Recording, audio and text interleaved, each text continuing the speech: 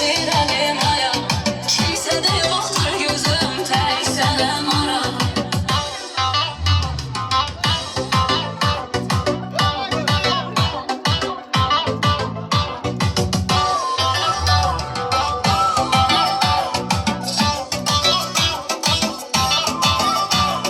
Sən eşeyimsən, bil ki gözümdə dəyərin olmaz, əgər sevməsən.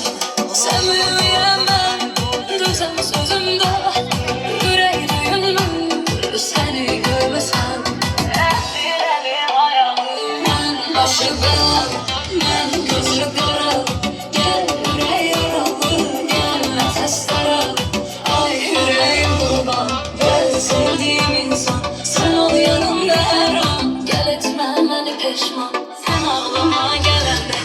Əsirəlim aya, kimsədə yoxdur gözüm, tək sənəm arağım, sən ağlıma gələndə. Əsirəlim aya, kimsədə yoxdur gözüm, tək sənəm arağım.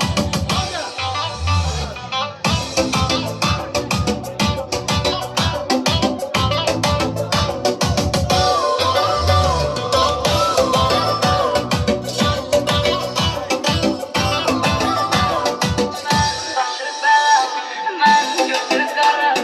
Gəl ürək yaralı, gəl nəfəs dara.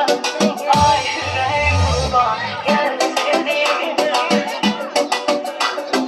gəl etmə məni peşman. Mən başı bəlan, mən gözü qara.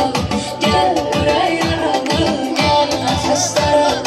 Ay ürəyim qurban, gəl sevdiyim insan, sən ol yanımda hər an. Gəl etmə məni peşman, sən ağlıma gələndə.